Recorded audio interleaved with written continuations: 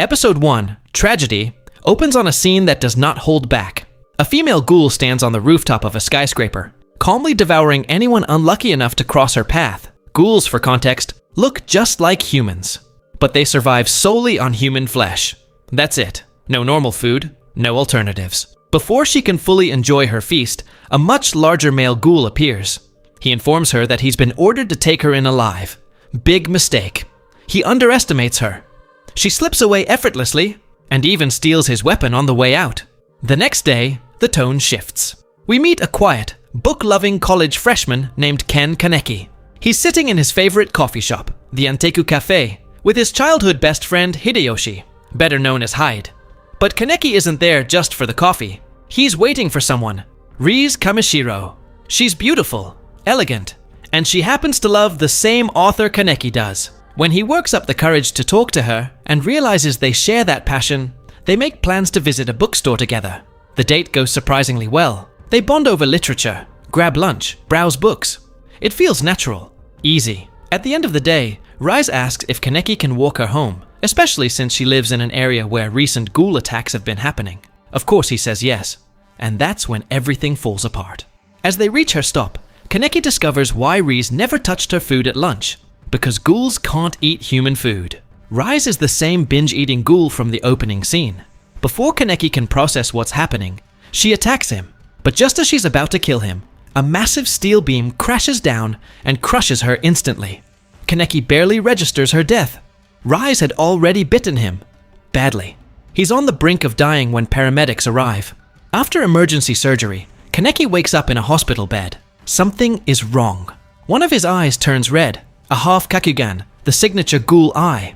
The reason? Doctors transplanted Rize's organs into him to save his life. Kaneki doesn't know that at first. He just knows that food tastes like garbage. His stomach rejects everything. And slowly, terrifyingly, he realizes he's showing every sign of becoming a ghoul. An indestructible body, no appetite for normal food, and a growing craving for human flesh. He isolates himself in his apartment, hoping it will pass. It doesn't. The hunger eventually drives him outside. He stumbles upon another ghoul feeding on a corpse. The ghoul casually offers him a bite, as if it's nothing. Before anything escalates, a third ghoul, one who claims control over the territory, attacks them both. Kaneki is completely out of his depth. Then Tuka appears. Tuka, the waitress from Anteku. And yes, she's a ghoul too. She defeats the attacker and tells Kaneki to eat the corpse left behind. He refuses. He's still mentally human. The thought makes him sick. Tuka doesn't care. She grabs a piece of flesh and forces it into his mouth. Welcome to his new reality. Episode 2. Incubation continues in that same alley. Yoshimura, the gentle old man who owns Anteku and also a ghoul, steps in before Tuka can do any more damage. He invites Kaneki back to the cafe. There, the truth unfolds. Anteku isn't just a coffee shop. It's a safe haven for ghouls in the 20th ward, the district Kaneki calls home. Yoshimura teaches Kaneki something crucial. Coffee is the only human food ghouls can consume without getting sick. It doesn't satisfy their hunger, but it helps dull the cravings. Eventually, Kaneki returns to school, wearing an eye patch to hide his uncontrollable Kakugan. Hyde is thrilled to see him back, but comments on how pale and frail he looks, urging him to eat more. Then, Hyde introduces Kaneki to an upperclassman named Nishio. Kaneki immediately recognizes him.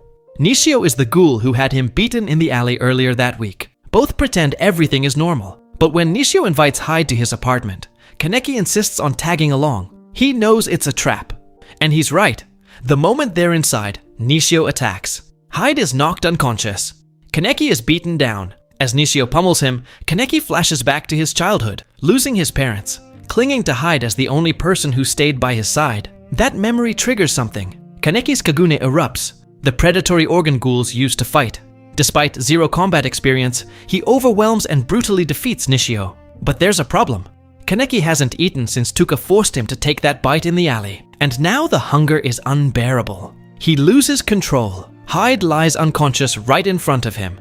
Kaneki is seconds away from devouring his best friend, until Tuka arrives, once again, just in time. The way she keeps saving him, that's not luck. For the moment though, Kaneki and Hyde are safe. They're recovering at Anteku under Yoshimura's watchful eye. Kaneki can't shake the feeling that he's an outsider now. Half human, half ghoul. He believes that makes him unwanted in both worlds. Too human for ghouls, too monstrous for people. Yoshimura gently corrects him. Being a half-breed doesn't mean he belongs nowhere. It means he belongs to both sides. He isn't alone. And to prove it, Yoshimura offers him a job at the cafe. But just before the episode closes, the real threat steps into view. Enter Kureoma Do, wide-eyed, unsettling, and his partner, Kotaro Amon. They're elite investigators from the Commission of Counter Ghoul, better known as the CCG. Their agents are called Doves, and their mission is brutally simple: eliminate every ghoul they can find. The CCG operates out of buildings stationed across every ward in Tokyo, allowing them to respond quickly to ghoul activity. Of course, ordinary humans wouldn't stand a chance against creatures with superhuman strength and speed, so investigators are equipped with quinkes. These weapons are crafted from the kagune of deceased ghouls, giving them the power to pierce ghoul flesh. And when a quinke isn't enough, there's the arata, an armored suit that enhances the user's physical capabilities. The downside? It runs on the wearer's blood. It's a last resort tool. Now that Mado has recovered the weapon Rise stole back in episode 1, he and Omen are closing in. Things are about to escalate. The next episode, Dove, introduces Yamori, the male ghoul who tried to capture Rize earlier. Yamori lives for cruelty. He's obsessed with torture, and even models himself after Jason Voorhees from Friday the 13th, wearing a similar hockey mask. The CCG has given him a nickname to match: Jason of the 13th Ward. Since Rize made off with his torture device, Yamori hasn't had much fun lately, so he heads out to replace it. That's how we meet the Fueguchi family: Dr. Fueguchi, his wife Ryoko, and their young daughter Hinemi. They're peaceful ghouls just trying to survive. Yamori has been extorting the doctor for torture tools for a while, threatening his family if he refuses. But this visit feels different. The doctor senses something off and sends his wife and daughter to Anteku for safety. Meanwhile, Mado and Amon officially take charge of the 20th Ward, fueled by Rize's rooftop massacre and sightings of Jason nearby. Back at Anteku, Yoshimura introduces Kaneki to Yomo, who takes him on what's essentially a scavenging trip. They travel to a remote mountain where people who no longer wish to live come to end their lives. It's grim, but it's better than hunting innocent victims. Unfortunately, peace doesn't last. Mado and Amon begin aggressively targeting ghouls in the 20th Ward, creating chaos. Yoshimura decides it's time for Kaneki to protect his identity. Tuka brings him to Uta, a peculiar ghoul who crafts custom masks. These masks prevent the CCG from identifying ghouls during encounters. At Anteku, things almost start to feel normal again. Kaneki and Hinami bond over books. They even love the same author. Kaneki helps her learn new words, and though Tuka pretends not to care, it clearly softens her. Then someone walks into the cafe and shifts the entire mood. Episode 4, Supper, reveals that visitor, Tsukiyama. And he's not exactly the kind of guy you want showing up unannounced. Tsukiyama is a Kakuja, a cannibal ghoul who has consumed others of his kind. That alone makes him dangerous. Tuka immediately warns Kaneki to keep his guard up once Tsukiyama starts showing interest in him. But Kaneki, being Kaneki, doesn't take the hint. When Tsukiyama approaches him at school and invites him out for coffee, Kaneki agrees, purely to avoid hurting his feelings. You'd think after Rize he'd be more cautious about going on dates with suspicious purple-haired ghouls. Later that night, after training with Yomo, Kaneki visits a bar run by Itori. There, he learns more about ghoul lore. Itori mentions rumors of another one-eyed ghoul, one whose Kakugan appears on the opposite side of Kaneki's. Apparently, half-ghouls are far stronger than pure-blooded ones. Kaneki also learns something else unsettling. Someone had been watching from the rooftop the night Res died, just before the steel beam crushed her. Sunday finally arrives, and Kaneki follows through on that coffee date with Tsukiyama. At first, it feels almost normal, until Kaneki casually asks about Tsukiyama's connection to Res. The question hits a nerve. Tsukiyama's expression shifts, and he crushes his coffee cup in his hand. When Kaneki instinctively reaches out to help, he ends up cutting his finger. Big mistake. Tsukiyama is a cannibal. The moment he sees blood, he can't resist. He discreetly presses his handkerchief against Kaneki's wound, collects the blood, and slips off to the restroom to indulge in it. Yeah, Tsukiyama isn't just a ghoul. He's deeply unhinged. When he returns, he invites Kaneki to his mansion, offering him a shower and a change of clothes. It sounds generous, until you realize what's really happening. Tsukiyama has dressed Kaneki up for his underground entertainment. He lures humans into his estate and has them slaughtered in live performances for wealthy ghouls who treat murder like high society theater. Kaneki is thrown into the arena against a grotesque, massive butcher meant to tear him apart. But Kaneki wins. And that's when Tsukiyama figures it out. Kaneki isn't fully human. He's a half-ghoul. That revelation stops the spectacle. But Tsukiyama isn't done. Not even close. Episode 5, Scar. Shifts back to Anteku. Yoshimura asks Kaneki to check in on Tuka, who called in sick. The reason? Tuka has been forcing herself to eat the homemade lunches her human best friend Yoriko brings her every day. She doesn't want to hurt Yoriko's feelings, so she keeps swallowing food that makes her violently ill.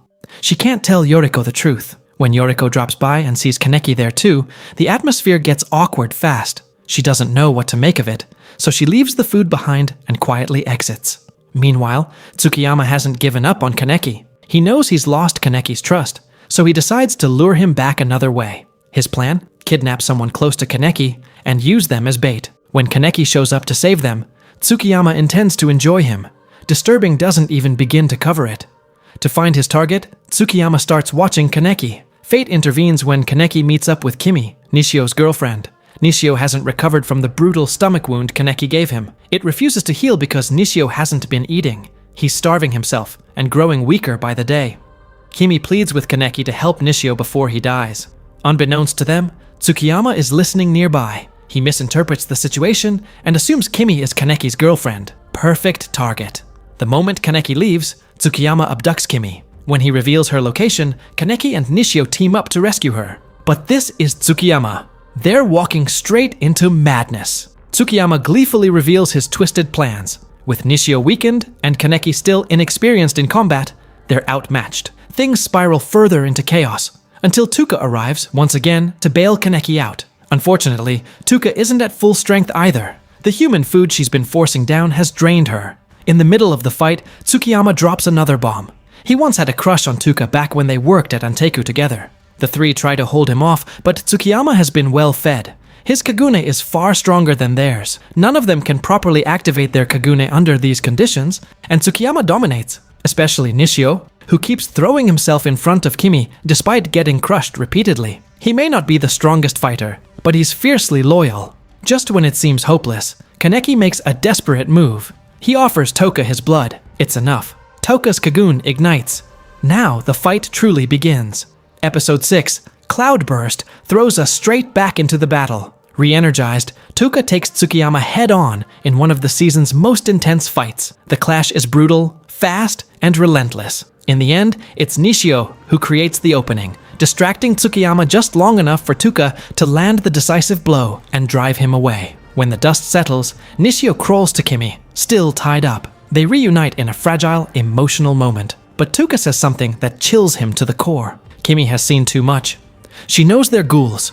She could report them to the CCG. For their survival, she has to die. It's cruel, but it's reality. After pulling Nishio away, Tuka approaches Kimi to finish it. Then something unexpected happens. Kimi looks at her Kagune, not with fear, not with disgust, but with admiration. She calls it beautiful. No one has ever said that to Tuka before. Beautiful.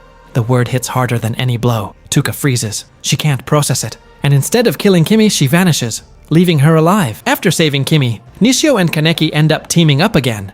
But this time, not in a fight. Thanks to Yoshimura taking Nishio in so he can recover from his injuries, the two of them are now working side by side at Anteku, serving customers like nothing ever happened. Unfortunately, things aren't nearly as peaceful elsewhere. Dr. Fuguchi, the same man who's been supplying Yamori with torture equipment, has been living in constant fear since Yamori's last visit. After sending his wife Ryoko and daughter Hinami to Anteku for safety, the doctor hoped that giving Yamori a new torture device would buy his family some peace. Maybe, just maybe, he'd get to see them again. But Yamori doesn't do gratitude. After receiving the replacement device, he casually thanks the doctor by launching him straight through the office wall. And they're not alone. Watching all of this unfold are CCG investigators Mado and Amon.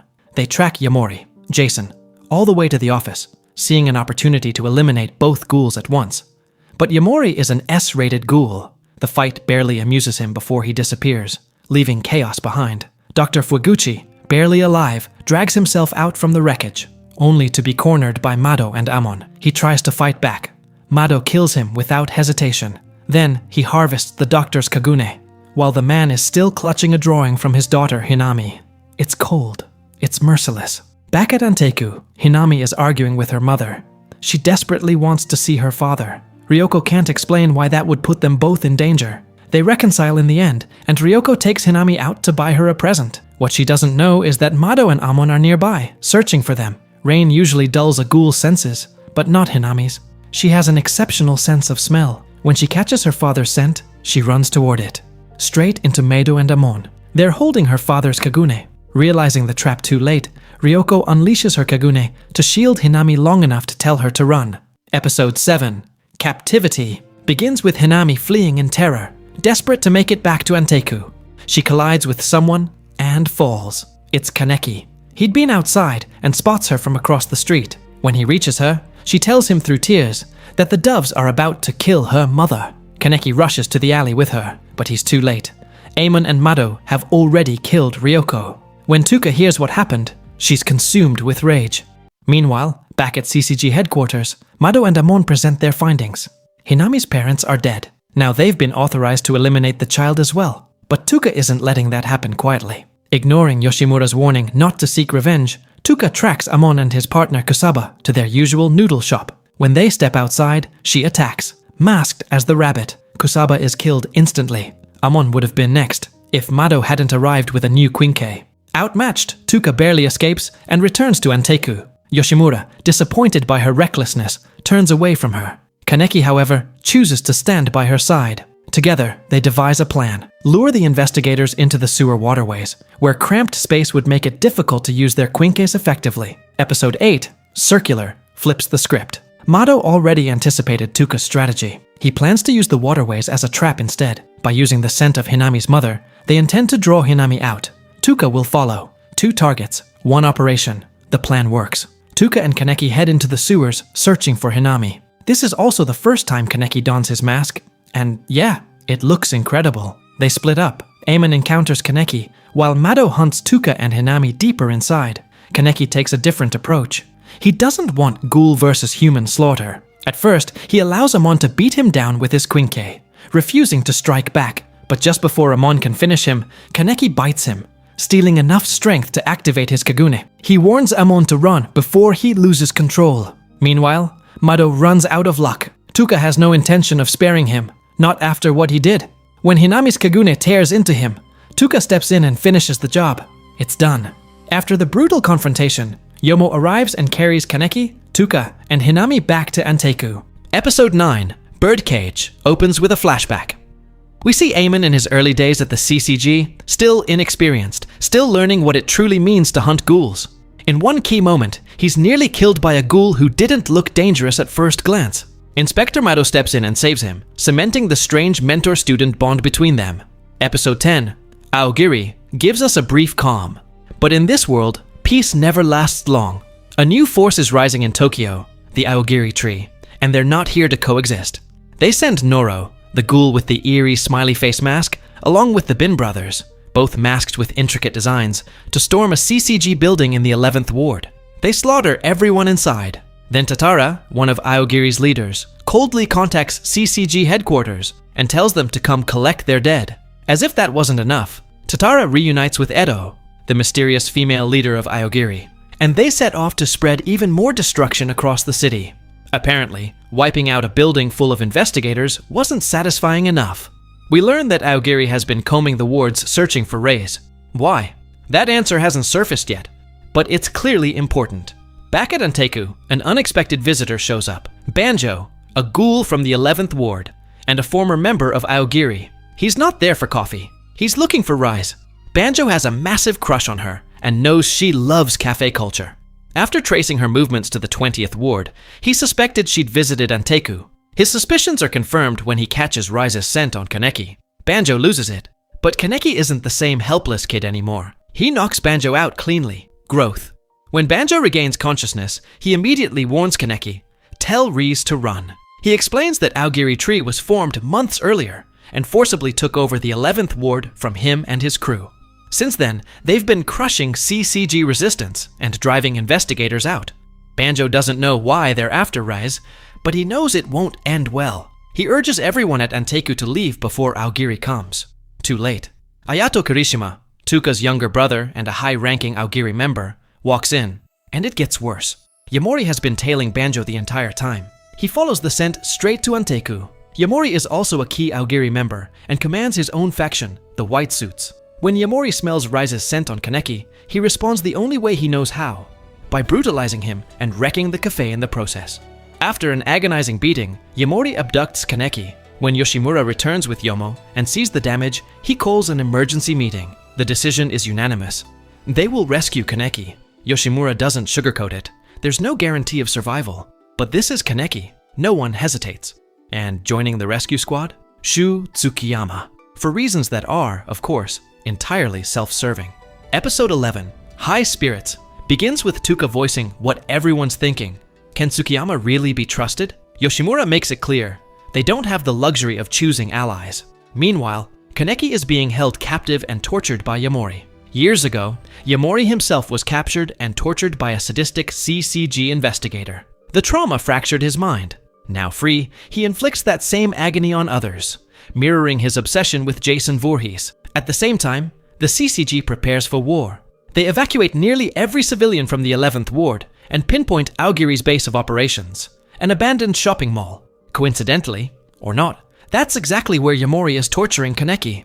Yoshimura's plan: use the CCG's assault as cover. The Anteku team disguises themselves in Aogiri robes and spreads out inside the mall to search for Kaneki. As the battle between CCG investigators and Aogiri Tree erupts, Amon spots Tuka. He recognizes her as the ghoul responsible for Meadow's death. He charges at her with his Quinque, but the Bin brothers intercept him, forcing him into combat and allowing Tuka to escape deeper into the mall. Meanwhile, Kaneki is somehow still alive despite the relentless torture, and he's not entirely alone. Banjo and the friends who came to Anteku earlier are secretly planning a breakout of their own, without Yamori noticing, but time is running out. Just when it looks like the CCG is finally gaining control of the mall, the entire atmosphere shifts. Commander Shinohara senses it first. He turns to his superior and says it plainly. The one-eyed owl is standing right in front of them. This isn't just any ghoul. It's a towering Kakujua, meaning its Kagune has evolved to the point where it completely engulfs its body. That level of mutation only happens when a ghoul turns cannibal. In other words, this thing is on a completely different tier. The chief does something you'd never expect. He tells everyone they're free to retreat if they want, because staying means a very real chance of dying. Imagine being an elite CCG officer and hearing your commander say, "If you value your life, run." And then, right before the episode ends, we get a quiet but chilling reveal. Kaneki's hair. It's white. That takes us straight into the Season 1 finale. Ghoul. No opening theme, no breathing room. We dive straight back into hell. Kaneki is breaking.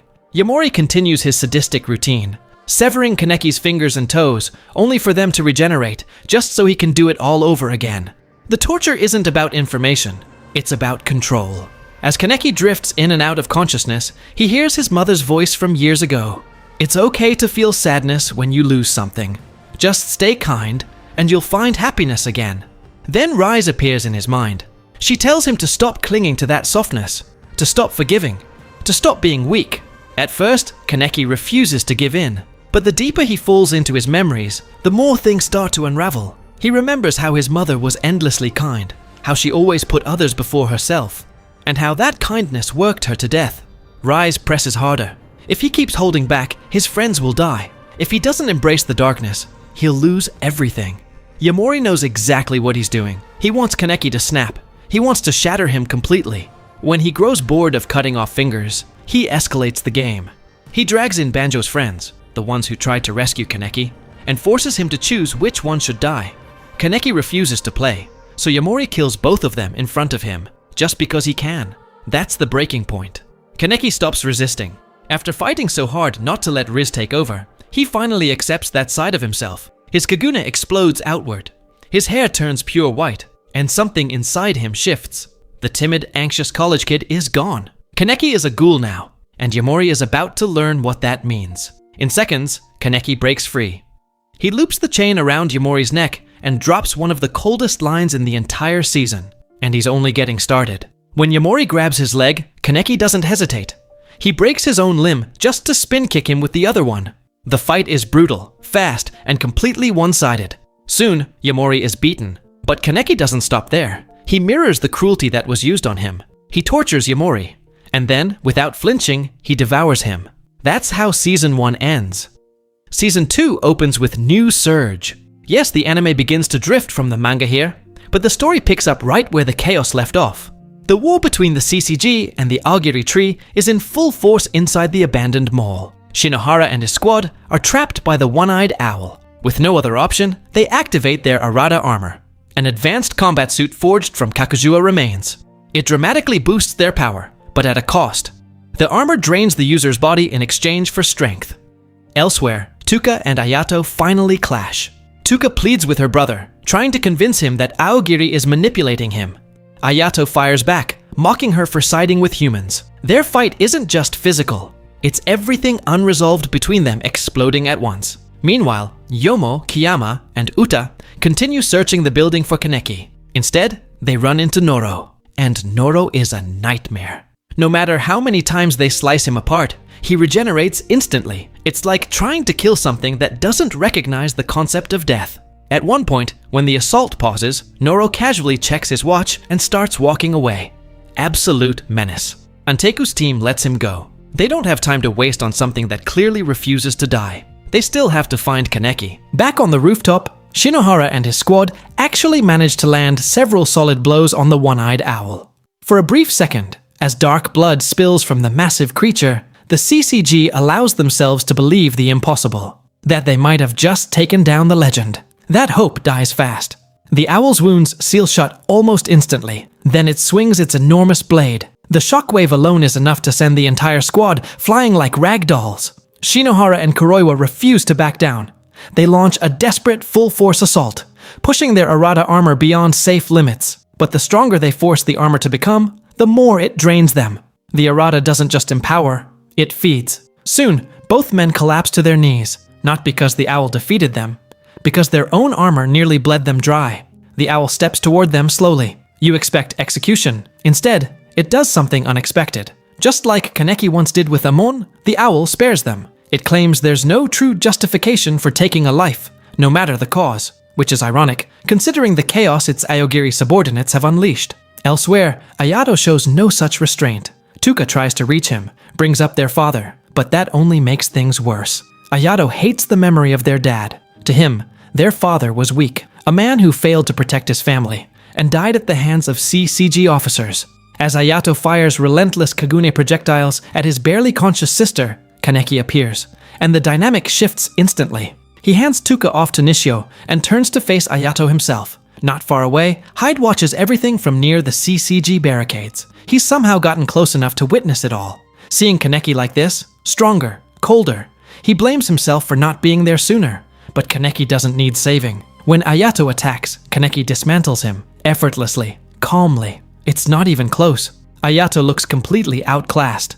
In the distance, Edo and Tatara observe the fight. They've stayed out of the front line so far, simply watching the pieces move. Eto is impressed, genuinely impressed, by how far Kaneki has come. Still, her eyes remain on the bigger picture, the war against the CCG. Back on the battlefield, Kaneki keeps provoking Ayato, baiting him into reckless moves. And when Ayato takes them, Kaneki punishes him without hesitation. This isn't the same Kaneki. He even confronts Ayato with a theory that maybe Ayato isn't as heartless as he pretends. Maybe there's another reason he joined Aogiri. But before that truth surfaces, Noro appears out of nowhere, grabs Ayato, and vanishes. And then the ground begins to tremble. The truth becomes clear. Aogiri never intended to simply fight the CCG inside the mall. They lured them there. While most of the CCG forces were concentrated inside the abandoned building, a bomb detonates. The explosion obliterates the area. Countless CCG officers are wiped out in an instant.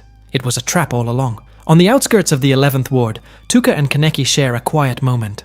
Tuka tries to break the tension, joking about his white hair, but as she looks at him more closely, the humor fades. The Kaneki she knew isn't standing in front of her anymore. Then he drops the bomb. He's not going back to Anteku. He's joining Aogiri Tree. Tuka is stunned, and honestly, so are we. But Kaneki has already decided. We see him walk toward his new allies, Eto, Tatara, Ayato, and Noro. The protagonist has officially crossed the line. The next episode, Dancing Flowers, opens with a flashback to the CCG's first encounter with the one-eyed owl. A younger Kureomado stands beside Commander Shinohara, preparing to face the infamous Ghoul. Mado's wife was killed by the owl, and revenge burns in his eyes. Before he can act, however, a special class investigator steps forward. Arima, blue hair, calm demeanor, absolute monster in combat. Remember that name, because he matters. Back in the present, the CCG gathers at headquarters for an emergency meeting. Bureau Director Yoshitoki Washu addresses the room. The Aogiri tree insurgency is spreading nationwide. After seizing control of the 11th ward, they've now overtaken the 9th and 10th as well. Leading the charge, a ghoul wearing an eye patch mask. We know who that is. They don't. The CCG's new top priority is clear. Destroy Aogiri tree and eliminate the owl once and for all. And after the meeting, Shinohara is introduced to the CCG's newest part-time recruit. Back at Anteku, life is slowly stitching itself back together. The cafe is being cleaned, repaired, and restored piece by piece. The staff move around quietly, trying to return to something that resembles normal. But one person is missing from the usual rhythm. Tuka. She's not behind the counter anymore. Instead, she's buried in textbooks, studying for her college entrance exams. And not just any school. She's applying to Kami University. Kaneki's old university. Coincidence? Not even close. Still, even as she studies, Tuka's world isn't exactly calm. One day at school, she overhears students talking about a campus ghoul evacuation drill. Ever since Kaneki and the Aogiri tree seized control of the 9th and 10th wards, the city has been on edge. Fear spreads fast, and with it, hatred. Listening to her classmates trash ghouls like they're monsters beyond redemption reminds Tuka of something painful. Kaneki isn't here anymore. And speaking of Kaneki, we find him in the middle of a massacre. A terrified CCG investigator hides behind a desk, barely breathing, staring at the bodies of his fallen colleagues scattered across the room. Kaneki stands over them, calm and unreadable. The investigator tries to stay silent, hoping he won't be noticed. Kaneki sees him, but before anything happens, Ayato arrives, and the two ghouls move on to their next objective. With entire wards slipping from their control, the CCG is scrambling. Reinforcements are summoned from across the country. Top-tier investigators brought in to stabilize the situation. Among them is a small, stitched-up looking guy named Juzu. He sounds harmless. He isn't. Juzu may look eccentric, even childlike, but he's terrifying in combat. His desk partner, Takizawa, quickly learns that beneath the squeaky voice and strange mannerisms is someone who thrives in chaos. Amon also gets assigned a new partner, Akira Mado. She's Kureo Mado's daughter. The two cross paths unexpectedly at Kureo's grave. Amon has been visiting regularly, updating his former mentor on the war against ghouls as if he were still alive. It's quiet, respectful. Amon isn't thrilled about having a new partner at first, but out of respect for Kureo, he promises himself he'll protect Akira. In the next episode, Hangman, Kaneki, and Ayato are on another mission. This time, they're breaking someone out. Naki, a former white suit under Yamori, is being transported to Cochlea, the CCG's maximum security prison for ghouls. With Yamori dead, Naki is next in line to lead the white suits. Aogiri wants him free. Their broader strategy is clear. Strengthen their ranks by liberating imprisoned ghouls. As Kaneki and Ayato intercept the armored transport, chaos erupts. In the middle of the fight, Kaneki is attacked by two girls, the Yasuhisa twins. Kurona with black hair, Nashiro with white. They're half-ghouls too. The twins are fascinated by Kaneki's power, almost curious. But before he can question them about their shared condition, they vanish. Back at Anteku, Hinami sees news coverage of Aogiri's destruction. She recognizes Kaneki. She asks about him. To distract her, Tuka agrees to take her to a Takatsuki-sen book signing. Hinami lights up. Takatsuki is her favorite author. While Hinami is excited, Tuka uses the opportunity to visit Kami University's campus. That's where she runs into Hyde. He's quietly taking down missing person posters for Kaneki. They talk. It's warm. Almost nostalgic. They reflect on who Kaneki used to be. But Hyde isn't just reminiscing. At his CCG part-time job, he's been digging for information, trying to figure out what the authorities know about Kaneki's disappearance. That's when he discovers something unsettling. The CCG has a name for him now. The Eye Patch Ghoul. Akira starts noticing how invested Hyde is in ghoul-related information, even though he's not an investigator. When she presses him about it, he laughs it off and slips away before she can probe further. Meanwhile, Tsukiyama hasn't given up on Kaneki. Not even close. He's infiltrated Aogiri Tree itself, just to stay close to him. And when he hears rumors that Kaneki cannibalized Yamori, he gets so excited he nearly exposes himself. Obsessed doesn't even begin to cover it. The episode ends with the CCG piecing together theories about the Eye Patch Ghoul. They revisit the accident from months ago, the one involving Kaneki and an unidentified woman. They find it suspicious that both Kaneki and the doctor who performed his transplant have vanished. The puzzle pieces are starting to align. Next comes deeper layers. Eamon and Akira visit Cochlea to interrogate a ghoul named Donato Porpora about the one-eyed owl. Donato isn't just any inmate. He was Eamon's foster father. He once ran a Catholic orphanage. But he wasn't a savior. He was a predator. Donato used to eat the children in his care and report them as missing. Eamon discovered the truth at a young age, and that trauma carved his hatred for ghouls into stone. Donato refuses to cooperate during questioning, taunting them instead. But before the interview can go anywhere, Cochlea is attacked, a full-scale assault. Aogiri Tree storms the prison to free its inmates. Eto, Tatara, Noro, Ayato, and Kaneki. They cut through anyone who stands in their path. Amon and Akira don't have many options once the attack on Cochlea begins. With the prison in chaos, they try to hide and find a way out. But escape isn't that simple. They're quickly cornered by Naki and his white suits, along with several freshly freed inmates who are more than ready to spill blood. Elsewhere inside the prison, Kaneki moves with a specific goal in mind. He's searching for Shachi Kamishiro, Riza's foster father. When he finally finds him, things don't go the way Kaneki expects. Shachi immediately distrusts him. He can smell Riza's scent lingering on Kaneki, and that alone is enough to make him suspicious. Instead of gratitude, Kaneki gets punched square in the face. Hard. Meanwhile, Amon and Akira are barely holding it together. Naki splits his men up so they can isolate the two investigators.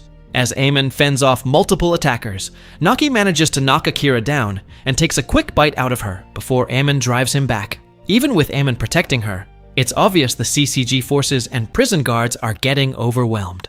Then, out of nowhere, Shinohara arrives at Cochlea. The moment Ayato spots him, he unleashes a storm of deadly Kagune projectiles. The two clash violently, trading brutal strikes. Shinohara quickly realizes his standard Quinque won't be enough to subdue Ayato, so he activates his Arata armor. That's when things get personal. The Kagune used to forge Shinohara's Arata once belonged to Ayato's father. Yeah, that hits deep. The next episode, Rift, begins with a flashback. We see Amon giving a lecture at the CCG Junior Academy. Among the students listening carefully are Kurona and Nashiro Yasuhisa, the half-ghoul twins, and their friend, Shizuku Kawakami. Not long after that lecture, Shizuku dies from a mysterious illness. Juzu, who was also a student there, doesn't attend her funeral. When the twins confront him about it, he shrugs it off like he doesn't care. But the truth is more complicated. That moment plants the seeds of resentment. Back in the present, Yuzu runs into the twins during the Cochlea invasion. Old wounds resurface instantly. Even without his Quinque, Juzu is terrifying. He fights both sisters at once, overwhelming them with speed and precision. He stabs Kurona through the eye and drives blades into her body without hesitation. Nashiro tries to protect her sister and ends up taking a deep slash for it. It's brutal. Meanwhile, Shinohara is giving Ayato far more trouble than expected. The veteran commander dominates the fight.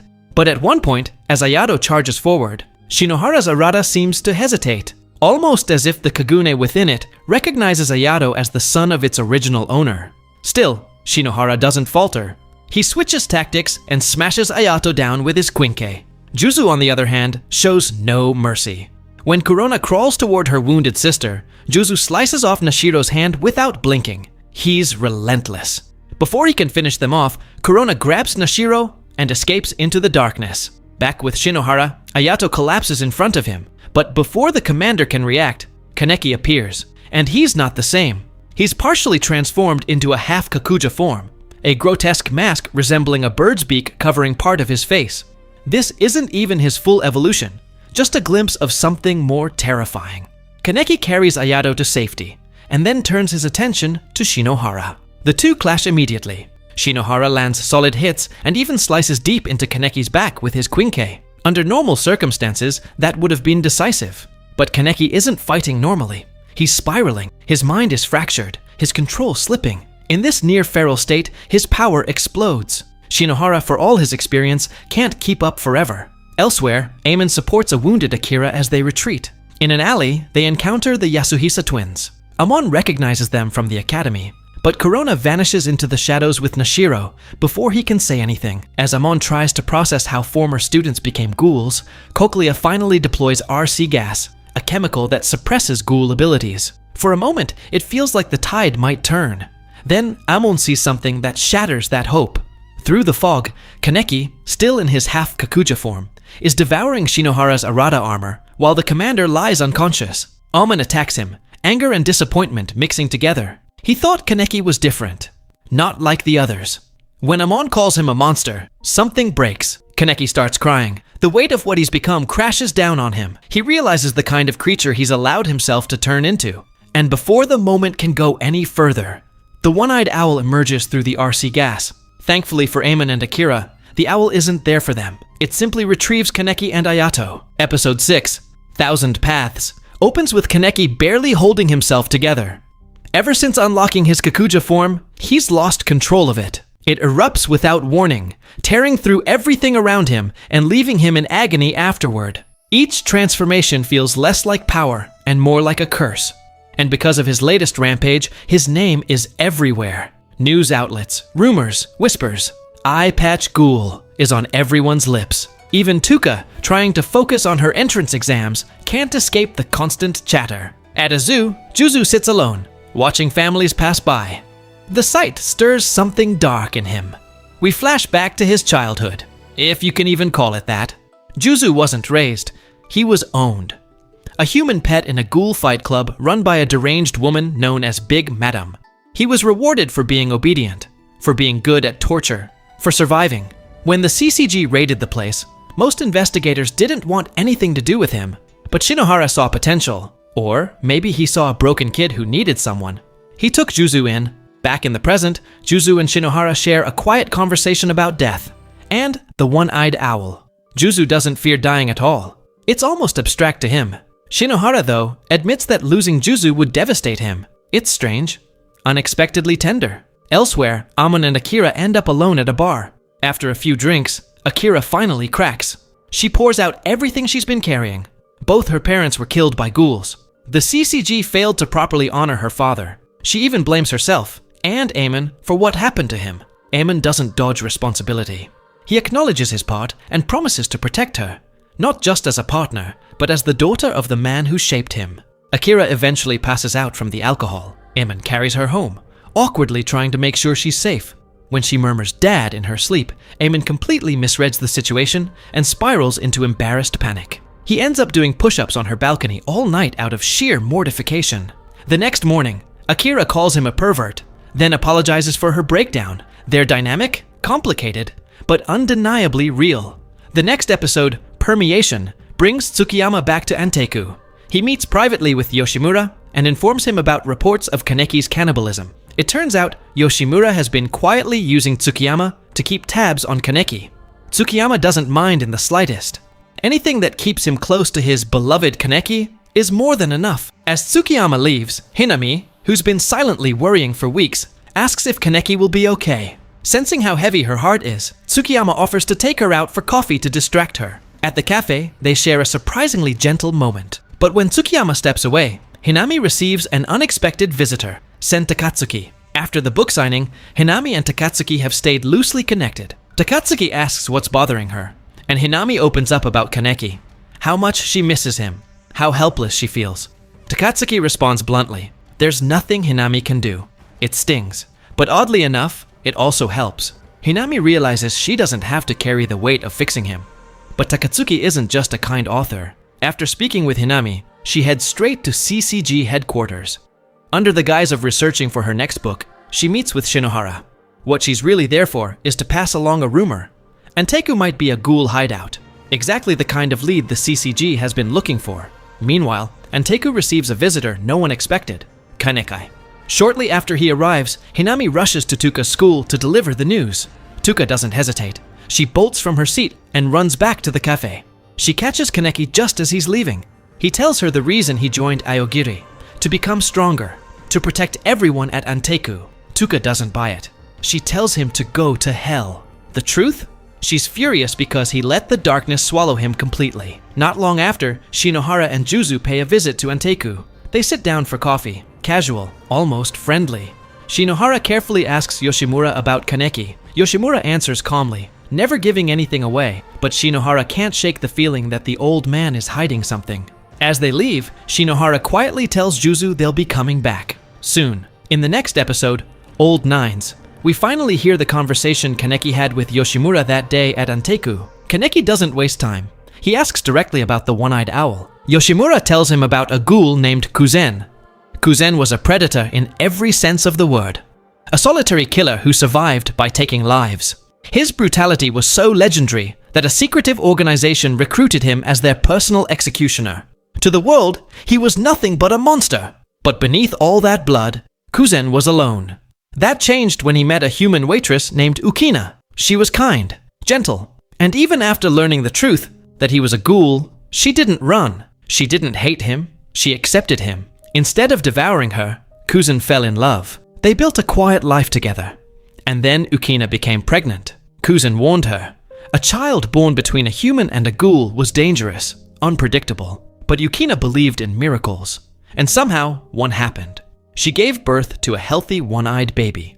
But Kuzen's former employers weren't interested in his domestic fantasy. They tracked the family down. They killed Ukina. Kuzen went berserk, trying to protect them, hiding the child before tearing through his attackers. When the bloodbath ended and he returned, the baby was gone. Years later, that lost child resurfaced as the one-eyed owl, burning with hatred for the world that destroyed her family. Yoshimura finishes the story quietly. The owl is his daughter. Back at Anteku, life tries to move forward. Tuka hasn't returned to work yet. She's focused on school, studying hard, and planning her future with Yoriko. After her recent encounter with Kaneki, she feels strangely steadier, like she finally said what she needed to say. When she does return to the cafe, it's busy, but the staff manage. Koma jokes that if things spiral out of control, they'll call in their ultimate weapon. That weapon, Yomo. After closing, Tuka and Hinami pack their belongings. They're moving in with Yomo temporarily, while Anteku undergoes renovations. Before leaving, Yomo checks in with Yoshimura. We don't hear the conversation, but the look on Yoshimura's face says everything. Later that night, as CCG investigators quietly scout the area, Shinohara pays Yoshimura a visit. They sit together over coffee. It's calm, civil. After a brief exchange, Shinohara leaves. Once he's gone, Koma and Irimi step inside and announce their work is finished. Though what that work was remains unsaid. Yoshimura stands by the window and speaks softly, almost to the air, to Yukina. His wish for a peaceful life never came true. Elsewhere, high-ranking CCG officials finalize a classified operation. The target? The one-eyed owl. And the first step, Anteku. The next episode, City in Waiting, opens with the CCG officially greenlighting a full-scale assault. Before heading out, investigators sit down to write letters. Possible last words. That's how serious this is. Eamon visits a grave. Akira joins him at her father's. She opens up about her parents' final mission in the 24th Ward. Their squad encountered the owl and was hopelessly outmatched. They retreated, but her mother stayed behind to buy them time. She died doing it. From that day on, Kureo Mado devoted himself to hunting the owl. Now that obsession lives in Akira. The grudge has become inheritance. When night falls, the CCG mobilizes. Squads descend on the 20th Ward like it's a war zone, but they're not walking into a quiet cafe. They're walking into an ambush. Koma and Irimi, alongside their old crews, the Apes and the Black Dobers, strike first. It's coordinated, violent, calculated, and then Yoshimura steps forward. Calm, unshaken. He transforms. The one-eyed owl stands before them, the leader of Aogiri Tree, at least as far as the CCG knows. He tears through wave after wave of investigators with terrifying efficiency. Then, Shinohara and Kuroiwa arrive in full Arata armor, and in that moment, they realize the truth. The gentle cafe manager was the monster all along. At Yomo's place, Tuka sees footage of the 20th Ward lighting up in flames. She tries to slip out unnoticed. Yomo stops her. He explains that Yoshimura, Koma, and Irimi chose this fight. They're facing the consequences of their past sins. This is their decision. Tuka isn't meant to carry that burden, but she can't sit still. Not when people she loves are in danger. She leaves anyway. She refuses to lose anyone else. On a rooftop, Kaneki prepares himself. Nishio joins him, confirming that Tuka and Hinami are safe. Kaneki apologizes for dragging him into this mess.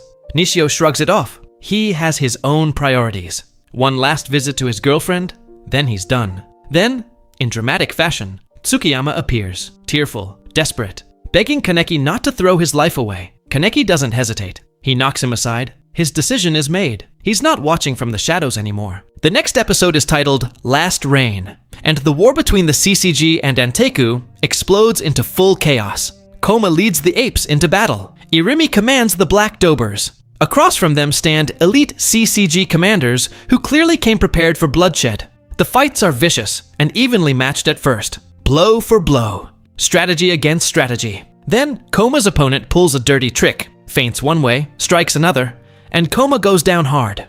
At the same time, Irimi notices an elderly woman behind her who somehow didn't evacuate. Before she can react, one of the commanders fires projectiles straight toward them, completely indifferent to civilian life. Irimi throws herself in front of the old woman. She takes the full force of the attack and crashes to the pavement. Just when it looks like both Koma and Irimi are finished, Kaneki bursts in and hurls them out of harm's way, clearing the battlefield in one swift move. High above the chaos, Yoshimura is still fighting alone. Shinohara, Kuroiwa, Juzu, an entire stacked lineup of CCG elites surrounds him. For a while, he holds them back, calm, precise, relentless.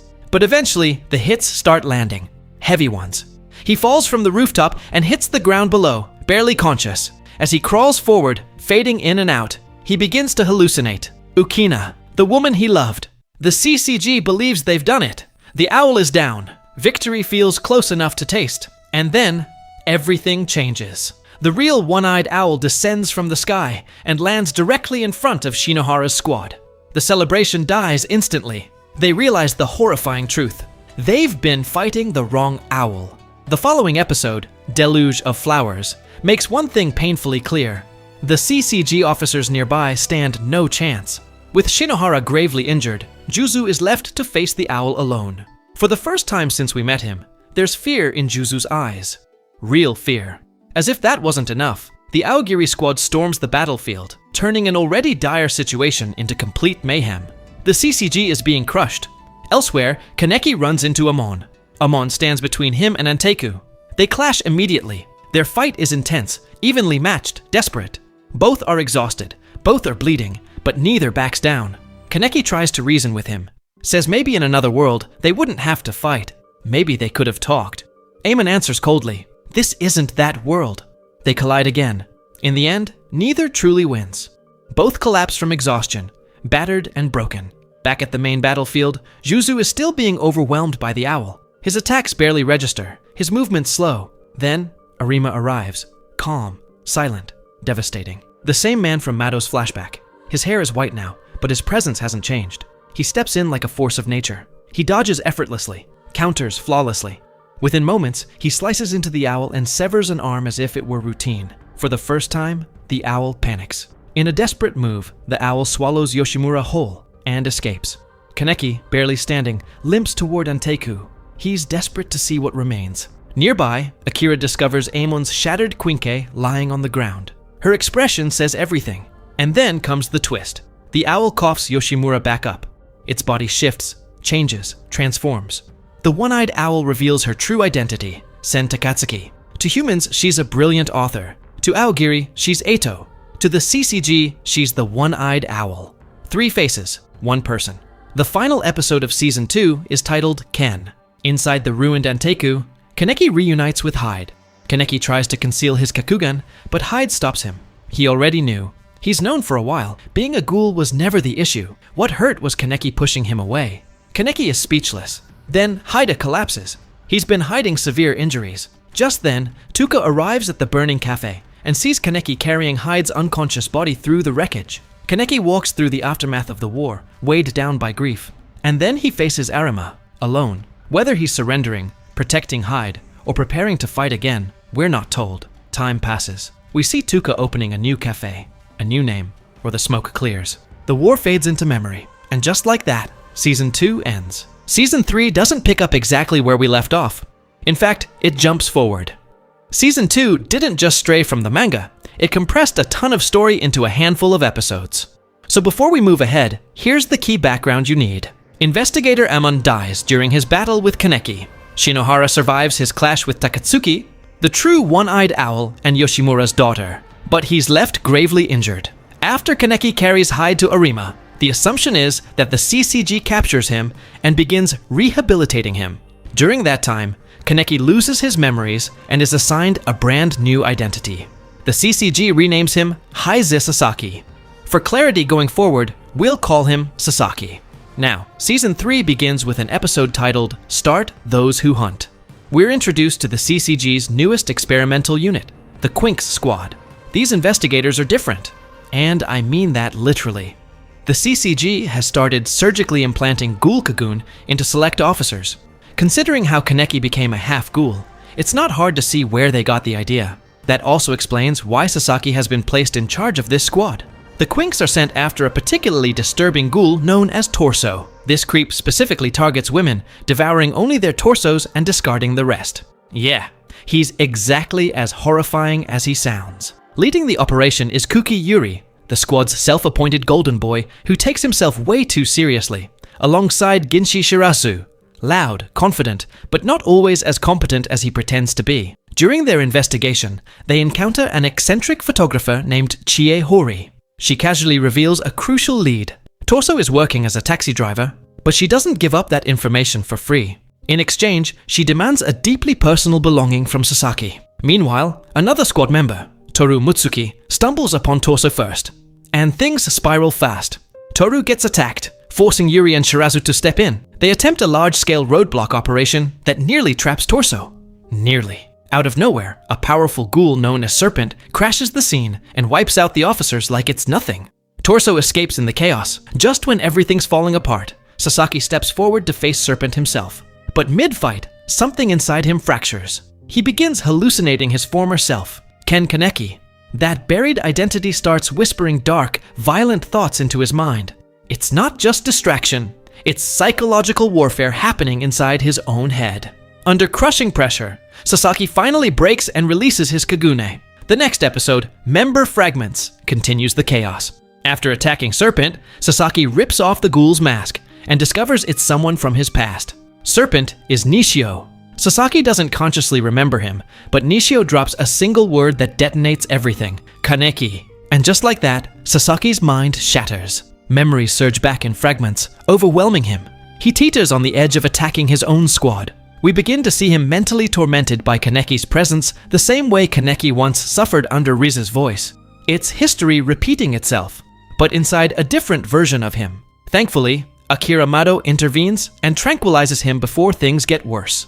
Once Sasaki regains control, he makes immediate changes within the Quink squad. He removes Yuri from his leadership position for repeated insubordination. Yuri's frustration stems from feeling like he's being held back from reaching his full potential. Instead, Sasaki appoints Shirazu, the brash but good-hearted one, as the new squad leader. Later, Sasaki trains with Arima, his superior and mentor. He confesses that the resurfacing Kaneki memories feel like nightmares clawing their way back to life. Arima, however, refuses to dwell on the subject and shifts the conversation elsewhere. Meanwhile, Torso gets recruited by Ayato into the Aogiri tree. He isn't joining for ideology. He's joining because it brings him closer to Mutsuki, the object of his disturbing fixation. On the CCG side, Sasaki, Shirazu, and Mutsuki are soon assigned another target, a ghoul called Nutcracker.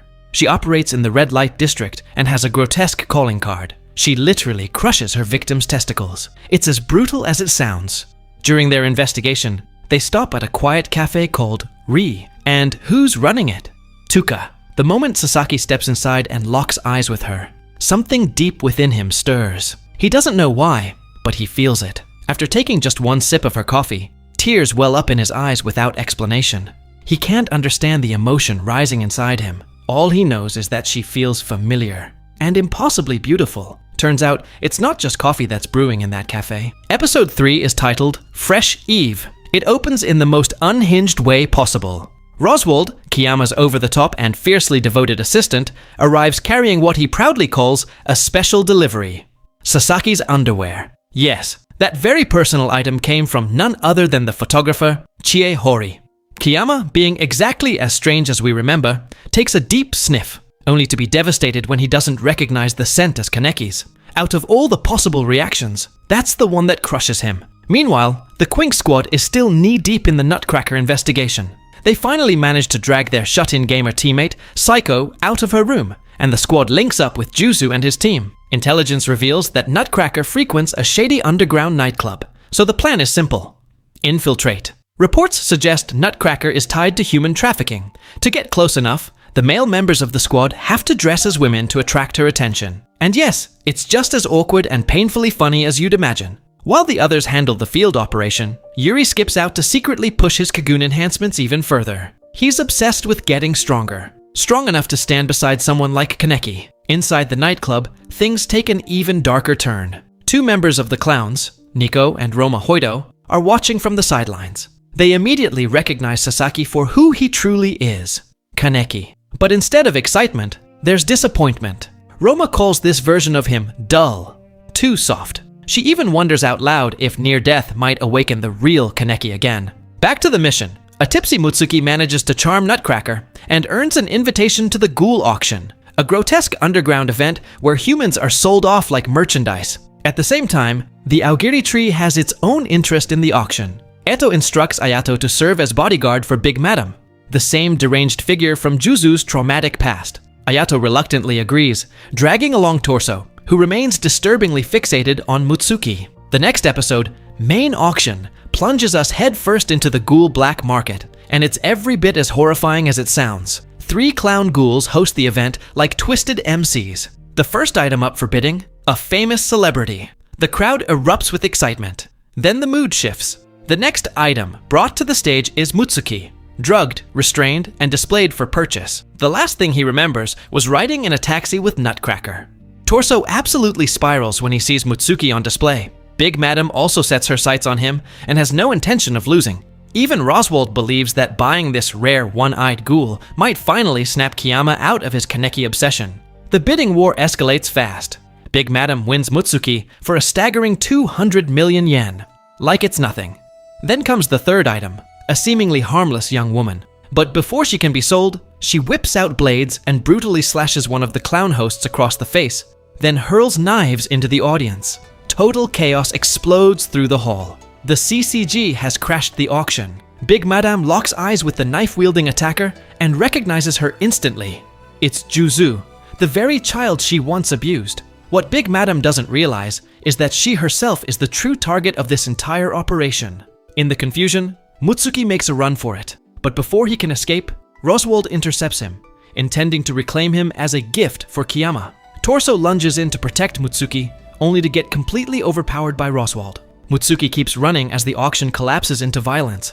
Watching from afar, Eto and the Aogiri elites observe the mayhem with interest. With a chilling smile, Eto decides it's time to step in personally. The following episode, Press Night of Scattering, raises the stakes even higher. Mutsuki stumbles through the corridors, still recovering from Roswald's earlier assault. Roswald catches up and notices something extraordinary. Mutsuki's wounds have healed completely, which means Kiyama could feast on him repeatedly without consequence. Roswald attacks again, but Sasaki arrives just in time to intervene. A full-scale fight erupts. Sasaki, Yuri, and Shirazu team up against Roswald, while Psycho shields Mutsuki from further harm. Elsewhere in the building, a familiar figure is carving through investigators like a nightmare reborn. Takezawa, once presumed dead after the battle with the one-eyed owl, is very much alive. But he's no longer human. He's now a one-eyed ghoul and one of Aogiri's heavy hitters, and he's nothing like the awkward investigator he used to be. He moves through the battlefield mercilessly, decapitating enemies without hesitation, even former colleagues. Back with the Quink squad, after a brutal clash, they actually managed to knock out Roswald. For a second, it looks like they've finally secured a win. But before they can finish the job, another ghoul swoops in, grabs him, and the two make their escape. And honestly, at this point, someone needs to explain to these investigators that if you drop a villain, you don't just stand there admiring your work. Elsewhere in the chaos, Nutcracker absolutely demolishes the CCG unit sent after her. And when I say demolishes, I mean wiped out. No survivors. That leaves the Quink squad as the only line of defense.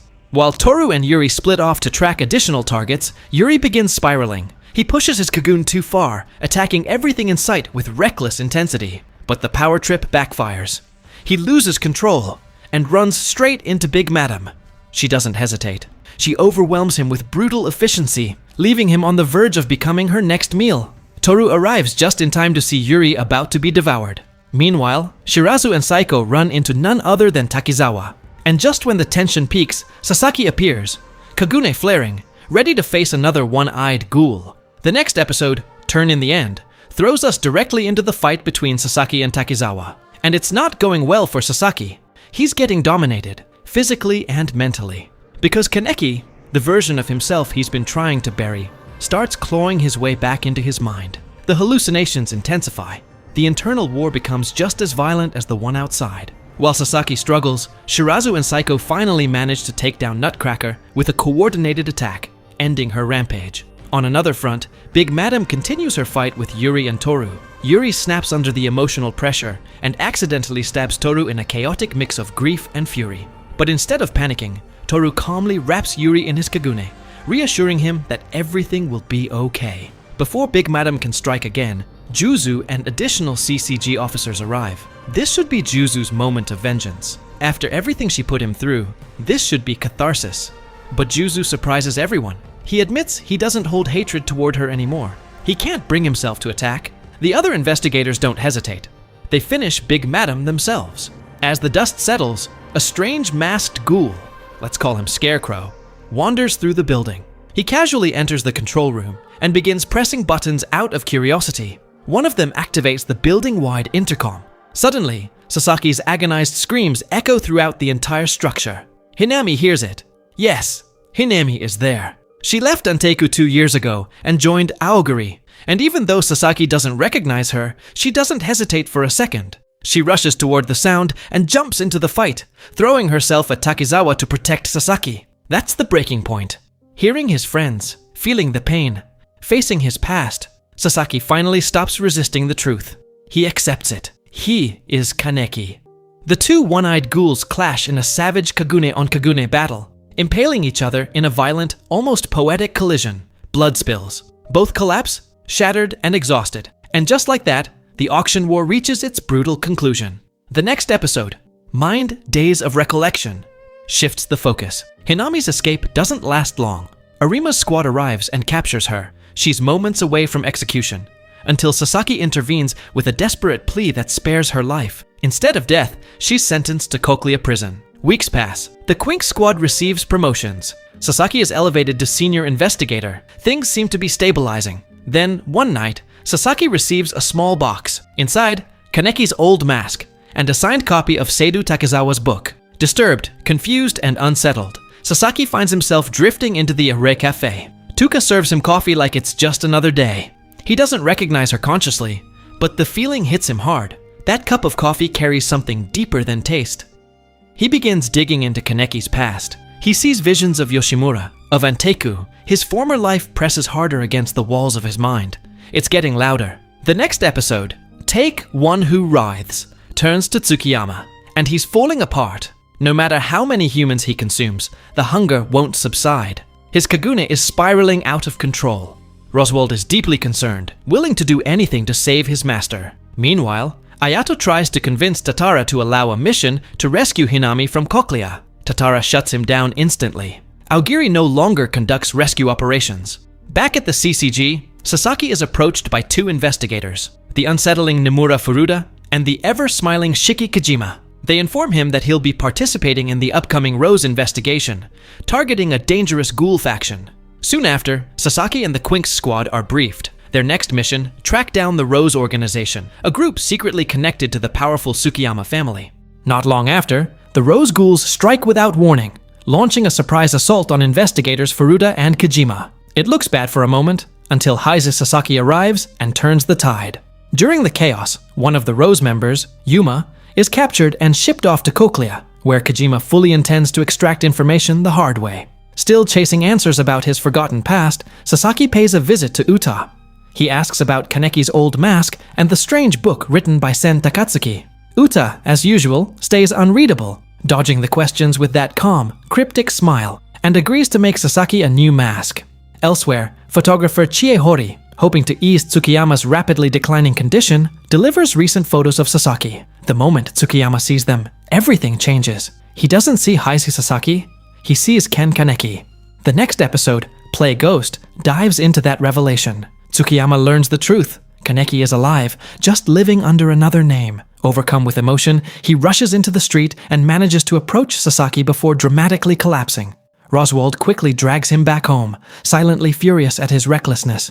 Determined to create an opportunity for Tsukiyama to confront Sasaki alone, Roswald hires Aogiri ghouls, including the ever-disturbing Torso. He lures the Quink squad into a park building. Yuri and Shirazu chase Roswald upstairs, while Sasaki, Mutsuki, and Saiko follow. They're immediately ambushed by Aogiri thugs. Mutsuki tells Saiko to stay hidden and charges at Torso, slashing him repeatedly. Torso reacts exactly as expected, unhinged and obsessive. Upstairs, Yuri and Shirazu manage to overpower Roswald. By the time they regroup downstairs, they find Sasaki has already eliminated the remaining attackers. The following episode, Think Sway, shifts focus. Roswald runs into Ito, Tokyo's most unpredictable and dangerous ghoul. At first, she toys with him, amused and casual. Then the mood shifts. She unleashes her true strength.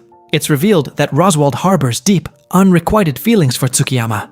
Unfortunately, Tsukiyama does not feel the same. Roswald is torn between heartbreak and violent jealousy. Eto, sensing weakness, manipulates him, nudging him toward darker thoughts, convincing him that removing Sasaki might be the solution. Ultimately, she captures him for her own twisted purposes. Back at CCG headquarters, Sasaki proposes something bold. He suggests infiltrating ghoul circles by pretending to be one himself. Surprisingly, his superior Kuroiwa approves the unconventional plan. That night, Sasaki dons the iconic eye patch mask, Kaneki's mask, and heads out with the Quink squad. The reaction is immediate. Ghouls recognize him as the infamous eye patch. Sasaki begins investigating Kaneki's past more deeply and discovers rumors that Eye Patch killed investigator Amon. The revelation triggers another vivid Kaneki hallucination, shaking his mental stability. Meanwhile, Tsukiyama meets with Sasaki again. Suspicious now, Sasaki bluntly asks whether Tsukiyama is a ghoul, and whether he knew Ken Kaneki. Tsukiyama avoids giving a clear answer. At the CCG, evidence begins linking the Tsukiyama family to the Rose Ghouls who attacked Furuta and Kojima. With Yuma captured and other associates detained or eliminated, Kuroiwa receives authorization to eradicate the entire Tsukiyama family. Events escalate quickly. That night, Tsukiyama's father secretly drugs him and orders a servant to take him far from the estate to keep him safe. Outside, the CCG assault begins. His father calmly surrenders to protect his son. The episode ends on a brutal note, Roswald being viciously tortured by Ito, who appears disturbingly entertained by the entire ordeal. The next episode, Right the Absent One, continues the crackdown. CCG forces stormed Tsukiyama properties.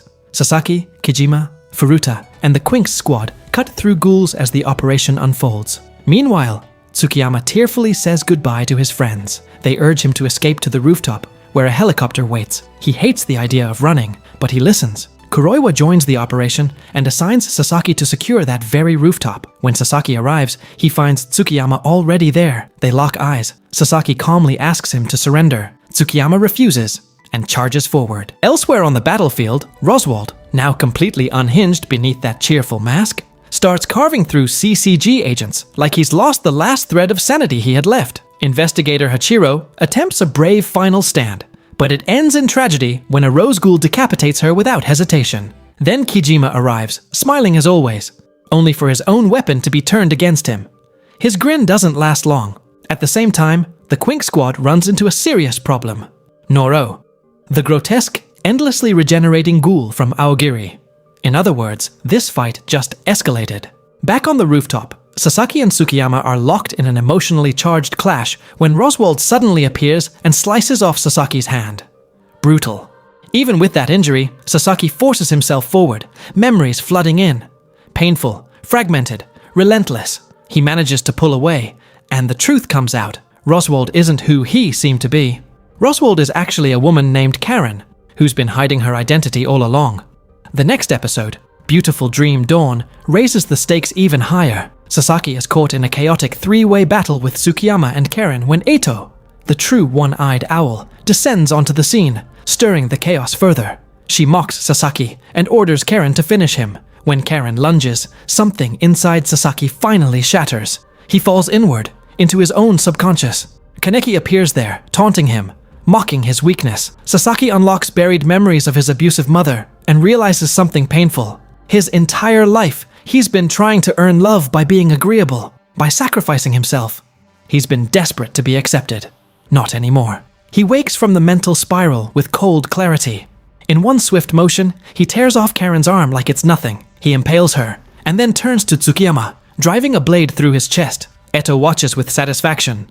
This is the Kaneki she expected. Meanwhile, Noro continues his battle with the Quink squad. Shirasu, desperate and burning with resolve, unleashes his enhanced Kagune. He and Yuri combine their attacks, overwhelming Noro's regenerative ability. The final strike obliterates him. As Noro dies, his last thoughts drift to a memory of Yoshimura and a young Eto. A surprisingly gentle farewell in the middle of carnage. But victory comes at a devastating cost. Shirazu has been fatally wounded in the process. His internal injuries are too severe. The squad gathers around him, panicked and helpless. Despite everything, he dies quietly, leaving them shattered. Back on the rooftop, Sasaki confronts Eto and demands to know why she's here. She shrugs, claiming she simply wanted to watch the spectacle. Sasaki mentions Yoshimura, how he tried to protect her, even pretending to be the one-eyed owl to divert suspicion. Eto laughs it off. Then Sasaki says something that cuts deeper than any blade. She wasn't worth saving. That's when she snaps. Eto transforms into an even more monstrous form. Grotesque, covered in eyes and mouths, limbs twisting unnaturally. Their battle is savage. But Sasaki, now fully embracing Kaneki, gains the upper hand. He impales her Kagune and slices her clean in half. The one-eyed owl falls. For now. When Kuroiwa and his squad arrive, they find Sasaki consuming pieces of Eto's Kagune. Calmly, he explains he was badly injured and needed to regenerate. He acknowledges the connection between Aogiri and the Tsukiyamas. Then, without hesitation, he impales the already wounded Tsukiyama and kicks him off the rooftop. But Karen, loyal to the very end, leaps after him and catches him mid-air. She confesses her love and apologizes for it. Tsukiyama finally calls her by her real name, Karen. Through her sacrifice, he survives. The episode closes at a graveyard. Survivors mourn the fallen. And with that, Season 3 ends. Season 4 begins with Place. And things are already spiraling. The CCG has decided to execute Hinami. No real justification, just politics and pressure. Kaneki, whose memories have fully returned, learns this from Furuta. Even so, he continues playing the role of investigator Sasaki. He begins formulating a plan to free Hinami. But before he can act, the world changes overnight. Eto Yoshimura publicly reveals herself as a ghoul.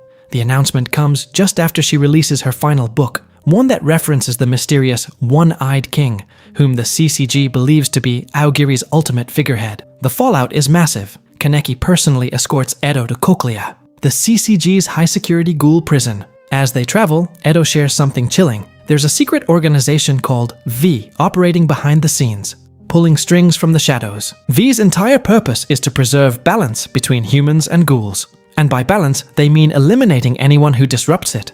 Groups like Aogiri Tree. The twist? Every single member of V is a ghoul. Kaneki also discovers something even bigger. The Washu clan, the very family that runs the CCG, are all part of V. Before Kaneki leaves Cochlea, Edo drops one last bomb. She asks him to kill the One-Eyed King. And the One-Eyed King is Arima. Outside Cochlea, while Kaneki is inside speaking with Eto, Ayato, Banjo, and their crew are preparing their own rescue mission for Hinami. But before they can make their move, alarms blare throughout the prison. So they improvise, crashing straight through the roof. And just like that, war erupts. Episode 2. Volt, White, Darkness. The chaos at Cochlea explodes instantly. As Aogiri forces storm the facility, Kaneki slips away to find Hinami. He frees her himself. She's relieved to see him, but still slaps him. Honestly? Fair. The CCG responds fast. They deploy their strongest asset, Arima. If Ayato had to face Arima alone, it would have been over. But Toka and Yomo arrive to back him up, and that's when we learn the truth about Yomo. He's not just some loyal guardian. He's Toka and Ayato's uncle. He failed to protect their mother, his sister, and he swore he would never fail again.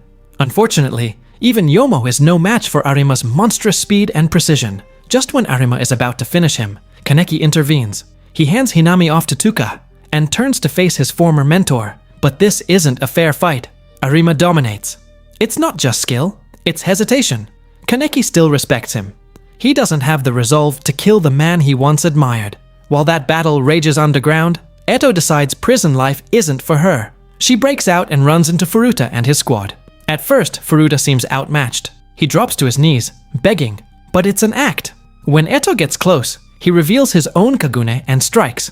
Before she collapses, we get a glimpse of who Furuta really is.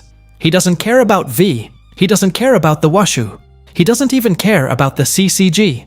He just does whatever benefits him. He casually admits that Dr. Kanu implanted him with Rize's Kagune. In other words, he and Kaneki were created through the same experiment. Back underground, Arima finally knocks Kaneki unconscious. But inside his mind, something shifts. Kaneki dives deep into his psyche and finds the will he's been avoiding. His hair turns white again. Fully Kaneki. When he rises, the fight changes. Kaneki pushes Arima harder than anyone ever has. Arima is forced to acknowledge defeat, but instead of accepting it, Arima attempts to take his own life. Episode 3. Union. Cross Game. As Kaneki and his allies fight their way out of Cochlea, the spotlight shifts to Rushima Island, where Aogiri's remaining forces are clashing with the CCG. Akira Mado and her unit are ordered to eliminate Tatara, one of Aogiri's leaders. But Tatara is no ordinary ghoul. He makes it clear he won't fall easily. Then someone unexpected intervenes. Takizawa, once a CCG investigator, now a half-ghoul, and mentally shattered. He kills Tatara himself, thinking Akira and the others will see him as an ally. Instead, they turn on him. That rejection breaks whatever was left inside him. Takizawa massacres Akira's entire squad. Then he begins slowly torturing her. We finally understand why he's like this. After being gravely injured during the Yanteku raid, Dr. Kanu took him in, not to save him, but to experiment on him. Kanu forcibly turned him into a half-ghoul and subjected him to endless tests until his mind fractured. Just as Takizawa is about to go too far, someone appears. Amon. And yes, he's half-ghoul now too. The scene shifts to Dr. Kanu's lab. Kanu receives a visit from Kurona Yasuhisa. She was one of his experiments, one of his victims, but she's not here for revenge, at least not at first. She wants his help bringing her twin sister back. Kanu refuses, so Kurona decides he doesn't get to live. But Kanu anticipated this day. As she attacks, he releases a horde of half-ghoul test subjects from containment. They swarm her. For a moment, it looks like his plan works. Then, Nishio arrives to help put down Dr. Kano. It turns out, Nishio had been running his own quiet investigation into Aogiri for a while, and that trail eventually led him straight to Dr. Kanu's lab. But even cornered, Kanu slips away. He escapes with help from ghouls connected to the shadowy organization V. Episode Vive, Those Left Behind. Back on Rushima Island, Amon and Takizawa's brutal showdown gets interrupted when the Quink squad arrives, with orders to eliminate both of them. What happens next shocks everyone. Akira throws herself in front of an attack meant for Takizawa. It's a split-second decision that leaves the battlefield stunned. But Akira makes one thing clear. She refuses to stand by and watch a former colleague die in front of her. With Akira unconscious, Amen tells Takizawa to take her and run. He stays behind, choosing to face the Quinks alone. Meanwhile, at CCG headquarters, senior investigator Marud has been digging into the Washu clan in secret. After reading Sentakatsuki's final novel, he connects the dots. The book isn't just fiction, it's coded truth. It's about the Washus. And their secret? They're all ghouls. To confirm his theory, Marud confronts Bureau Director Yoshitoki Washu and shoots him. Sure enough, Yoshitoki regenerates and attacks. Marud finishes him for good. At the same time, Kaneki kneels beside a dying Arima. In his final moments, Arima confesses something Kaneki had begun to suspect. He too is a half-ghoul. But unlike others, Arima doesn't possess visible ghoul traits. No red eyes, no kagune. That explains why his body couldn't always keep up in prolonged battles. Then comes the real revelation. Arima admits he is the One-Eyed King. Or rather, the One-Eyed King was never a person. It was a legend he and Eto created. Arima despised the CCG's corrupt leadership. So he and Eto built the myth of a king who could unify ghouls and humans. Now, Arima wants Kaneki to carry that torch. He asks Kaneki to let the world believe he killed the One-Eyed King. That way, Kaneki can become a symbol, someone who represents hope for coexistence. That's a lot to inherit in one breath. Episode: Move, Confluence, and Confusion. After everything, the dust finally begins to settle. Kaneki forms a new organization called GOAT. It includes surviving Aogiri members, his old Anteku friends, and even parts of Arima's former CCG team. His goal is simple, but massive. Create a world where humans and ghouls can live together without slaughter. Not everyone buys into the dream at first, but slowly it starts to resonate. Amon, now half-ghoul himself, finally understands the pain ghouls live with. That shared understanding allows him and Kaneki to mend their fractured relationship. Akira, seeing orphaned children raised within Aogiri, begins to grasp how deeply the cycle of hatred runs. She forgives Takasa for killing her father. Hinami, in turn, forgives Akira for the role her father played in killing Hinami's parents. For a moment, it feels like healing is possible. Episode: Face Effulgence. Peace doesn't last. The episode opens with Mutsuki discovered in a cave, broken and traumatized after being abducted and tortured by Torso. She had hoped Kaneki would come save her. Instead, someone else from the CCG rescues her. That abandonment plants something dark inside her, a quiet resentment toward Kaneki, who doesn't even know what happened. Meanwhile, the Quink Squad struggles with the reality that Kaneki killed Arima and now stands as the one-eyed king, but they don't get much time to process it. The clowns return, this time not for spectacle, but chaos. They begin launching random, destructive attacks across the city. No pattern, no clear motive, just carnage. The CCG goes into full crisis mode. Furuta is appointed the new bureau director. And if you've been paying attention, you know that's bad news. Furuta immediately divides the CCG forces, some to suppress the clowns, others to guard headquarters. But the attacks are too coordinated to be random. It's revealed that Donato Porpora, Amon's ghoul father, is orchestrating everything remotely. Yuri steps up to confront Donato in a high-stakes battle. Donato is cunning, manipulative, and always one step ahead. Yuri pushes himself beyond safe limits, forcing his ghoul abilities to the brink just to keep up. He nearly loses control. Psycho snaps him back before he spirals completely. Then comes the twist. The Donato Yuri fought? Just a remote-controlled body. The real Donato was never there. All that effort, all that risk, and it wasn't even the real enemy. Back at CCG headquarters, Juzu suddenly pieces it together. The so-called clown attack was never what it seemed. The clowns weren't ghouls at all. They were ordinary civilians, kidnapped, stuffed into clown costumes, their mouths sewn shut so they couldn't scream. Which means the CCG had just slaughtered innocent people. If that truth ever leaks, the organization's credibility is finished. And sure enough, Furuta is grinning like a man watching his favorite show unfold. This was exactly what he wanted. Still, he keeps up appearances, acting like he's doing everything in the CCG's best interest. Once the chaos dies down, Furuta unveils a brand new Quinks unit, the Ogai. To solidify control, he stages a live execution of the remaining clowns in front of the entire CCG. Ruthless, calculated, public episode. Proof, bonds. Thankfully, the next episode opens on a softer note. For once, it's peaceful. At RE, love is quietly brewing. After everything they've survived, Tuka finally asks Kaneki a blunt, unexpected question. Is he a virgin? The question catches him completely off guard. But before anything can unfold, Mutsuki storms into the cafe. She demands answers. Why Kaneki abandoned the CCG? And why he didn't come save her in that cave? She doesn't wait for a response. She attacks, and she doesn't come alone. The Ogai burst in, tearing the place apart. Tuka and Kaneki are forced to flee. Later, when they finally find a moment of safety, they return to that interrupted conversation. Yes, Kaneki is a virgin. Tuka takes care of that. Afterward, she gives him a ring that once belonged to her parents, asking him to wear it around his neck. It's not just jewelry, it's family. Not long after, Tuka discovers she's pregnant. That realization changes everything. Kaneki marries her, and they celebrate with a massive gathering of ghouls, not only for the wedding, but to acknowledge Kaneki as the one-eyed king. Episode: Incarnation, Awakened Child. The celebration doesn't last. Uninvited guests crash the party. Mutsuki and the Ogai arrive with one goal: exterminate every ghoul present, starting with Kaneki. Kaneki orders Tuka to escape and rallies his allies to hold off the CCG forces. Mutsuki goes straight for Tuka, determined to finish what she started at the cafe. Tuka, pregnant and physically strained, can barely defend herself. Soon, she's pinned against a wall. Kaneki is surrounded as well. He notices something horrifying. The Ogai all wield kagune identical to his own. Rize's kagune. Dr. Kanu created them. The Ogai show no mercy. Tuka watches helplessly as Kaneki is beaten down. Back at headquarters, Furuta finally reveals his vision. Total chaos. He wants to tear the world apart and rebuild it from the ashes. What he doesn't realize is that Yuri has begun suspecting him.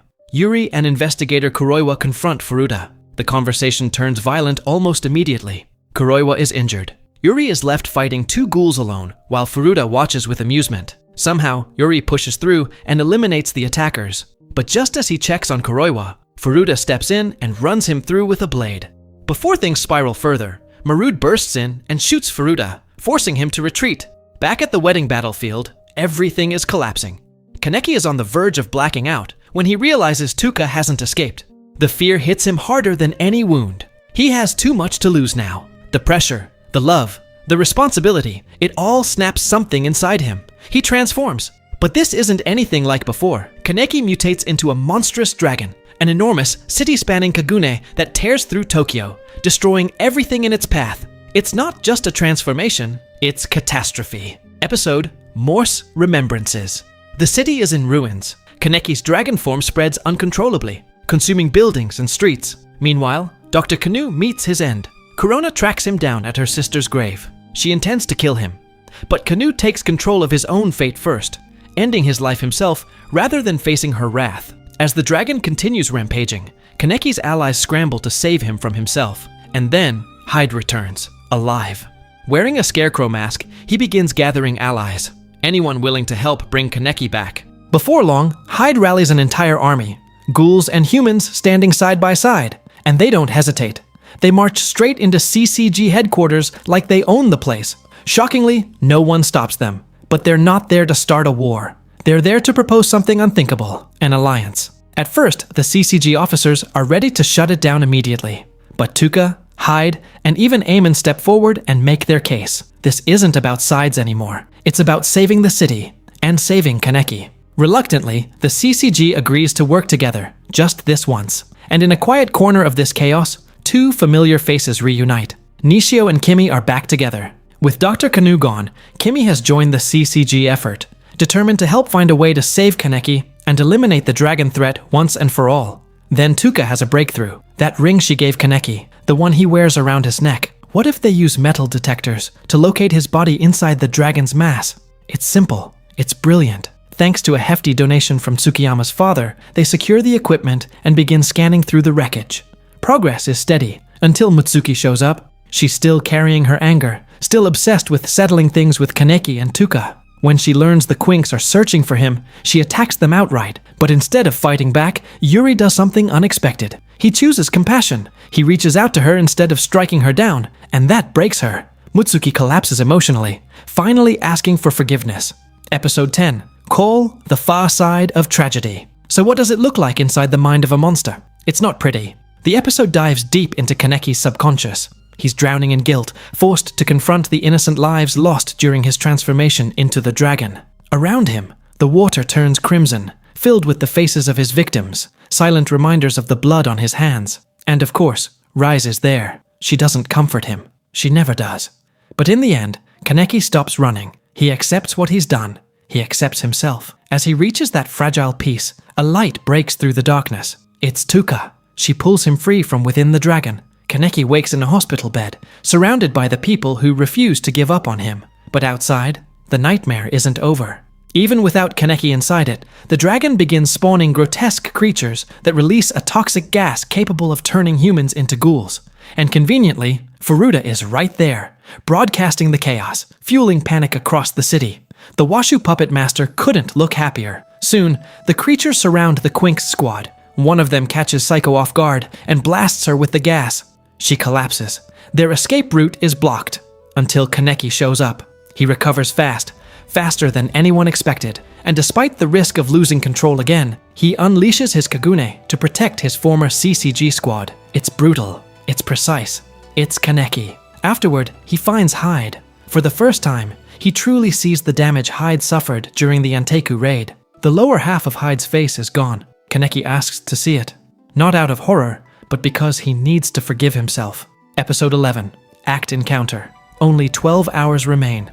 There's a second core buried underground inside the dragon's remains. It needs to be destroyed, but reaching it means surviving the toxic gas long enough to shut it down. Kaneki and Ayato volunteer to descend into the depths together. Kimi guides them from above. The rest prepare to defend the surface. And then, disaster strikes again. A massive creature appears, firing a beam that nearly splits Tokyo in half. Even Juzu is momentarily speechless as the monster shrugs off everything the CCG throws at it. They soon discover the truth. Donato Porpora is controlling it remotely. Amon finally confronts the man who destroyed his childhood, the ghoul who murdered his friends and posed as a father. Donato tries to break him mentally, taunting him, recreating old trauma, even using illusions of himself to disorient Amon. But Amon doesn't crumble. He stands firm, and in the end, he defeats Donato. venting years of pain before putting his foster father to rest. With Donato gone, the monster loses control and slowly disintegrates. Eamon watches as the man who shaped his hatred breathes his last. Meanwhile, underground, Kaneki presses forward, and when he reaches the second core, Furuta is waiting, standing guard. The final episode is literally titled The Final Episode. No subtlety, no holding back.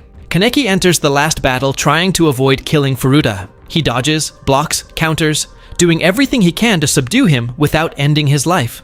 But Furuta has no such restraint. The last Washu mastermind throws himself at Kaneki with lethal intent, determined to take him down no matter the cost. Eventually, Kaneki has no choice. The One-Eyed King taps into deeper reserves of power, unveiling an entirely new form and fighting style. It's decisive, it's overwhelming, and it's clear this won't end peacefully. With a heavy heart, Kaneki delivers the final blow. We're given brief flashes of Furuta's past, his emptiness, his warped desire to reset the world by burning it down. But after everything he's done, it's hard to feel sympathy. His version of cleansing the earth meant destroying it. Kaneki moves forward and shuts down the second core. As the dragon collapses piece by piece, radio broadcasts confirm the fighting has ceased. The joint CCG Ghoul alliance has prevailed. But Kaneki's not done yet. He pushes deeper into the remains of the dragon, fighting through the last active fragments until he reaches its final head. And there, at the very center of it all, he finds her, Rise. Her organs had been used as a crucial part of the dragon's core from the beginning. The entire nightmare traces back to her. Kaneki says goodbye. Then he destroys her cocoon, ending it once and for all, and saving Tokyo. 6 years later, time moves on. Tokyo rises again, but it's not the same city. The underground waterways that once spread the toxic gas have been dismantled. Scientists create an antidote derived from the dragon's offspring, one that ultimately saves more lives than the disaster ever claimed. Juzu reunites with his mentor, Commander Shinohara, who finally awakens from his long coma. It's quiet, emotional, and long overdue. And the former Anteku family? They found their peace. Tuka and Kaneki are raising a healthy baby boy. Yomo plays the proud, overprotective granduncle perfectly. Ayato, Hinami, and Haide still meet up, still laugh, still live. After everything, the blood, the war, the loss, they made it. And that is the story of Tokyo Ghoul.